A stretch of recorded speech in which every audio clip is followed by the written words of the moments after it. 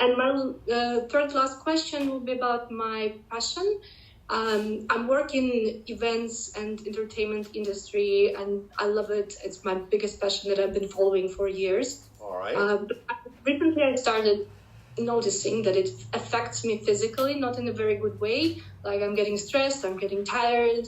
All right. Let me stop you right there.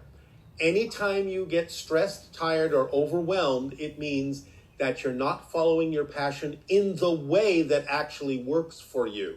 So you need to take a step back, look for ways in which you can continue to do your passion, but differently, in ways that actually work for you, that you prefer, not in ways that tell you you have to do it this way, but look for your way of doing it so that synchronicity can give you the proper timing in which you need to do things in a different way that work for you, so you will not be overwhelmed or tired.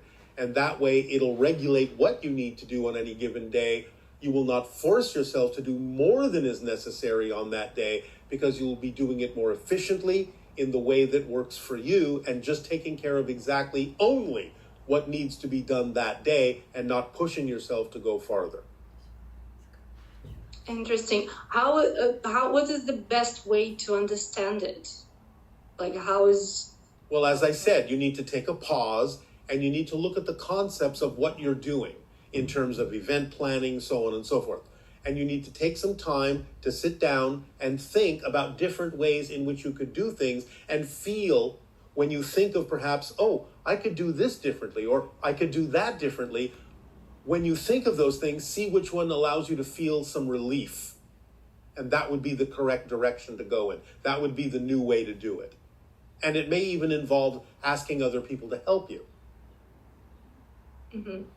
So you have to take the time to look at what you're doing, and look with your creative imagination, and really be allowing your creative imagination to flow.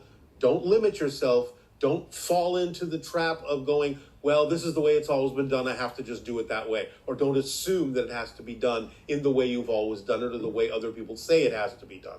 Just take the time, let it all just simmer, and just look at all the different things that need to be done to accomplish what you're really excited about, and find out if there's a different way to do it.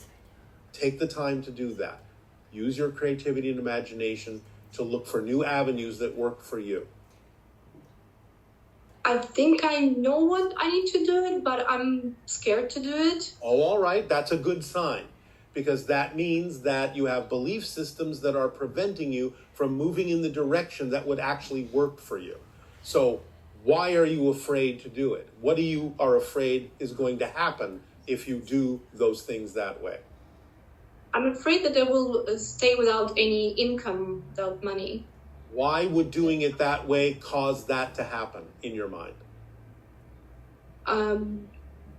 What would be the sequence? What would be the sequence of events that would cause that to happen? If I stay without any income for a long time, I will not... No. I'm asking you a different question. Tell me why you think doing something in a different way would limit your income. Because I'm thinking that if I work on a freelance, which will be easier for me, that means I will not have income between my projects. And why do you think you will not have income between those projects? Might not A, other projects come up that will fill that space?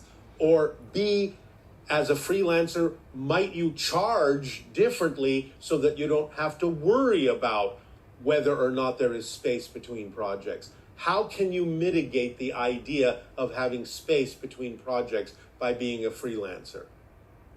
Mm-hmm.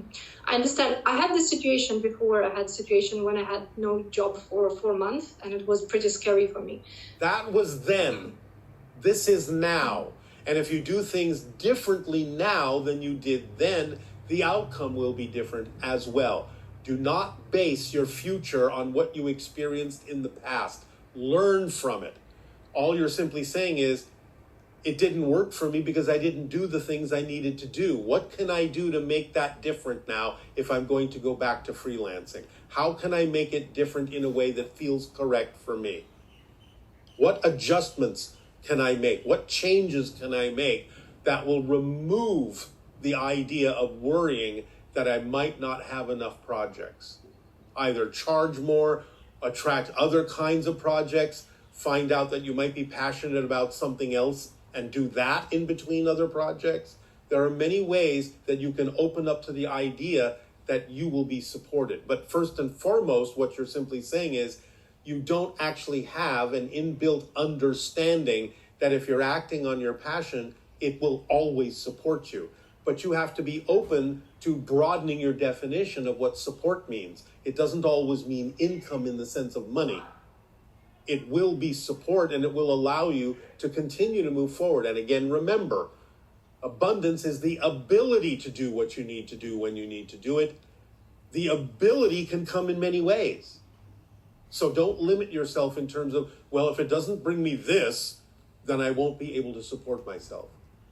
You're limiting yourself by that definition. Just know that whatever form of support needs to be there to allow you to continue to act on your passion will be there. You have to know that's how it works. This is not a fantasy. This is not wishful thinking. You have to understand that's how it actually works. This is physics. What you put out is what you get back. This is vibrational energy physics. That's how it works. If you put out less than what you could be putting out, you will get back less than what could be supporting you. So if you put out more of yourself in a way that works for you, you will get back more that works for you. That's how it works. You have to understand that. This is just physics. Don't relegate it to any mysterious idea of, oh, I don't know what will happen. I'm afraid I won't have this and I won't have that. That's all fantasy. It's all definitions that have nothing at all to do with how this actually literally functions, how it actually works as an energy physics mechanism. Make sense? Yes, absolutely. All right. So you say if I feel stressed or uncomfortable with my work, it means I'm not doing right. I'm not following my passion in the right way, right? You are not following your passion, or you're not following your passion in a way that works for you, which means you're not completely acting on your passion, because you can't act on your passion by doing something that is also not representative of your passion. The method of doing it has to be also representative of your passion. Where you do it, how you do it, with whom you do it, all the components have to be in alignment for it to actually be representative of acting on your passion. Otherwise, you're not acting fully on your passion, and therefore you will also get back a less than passionate response.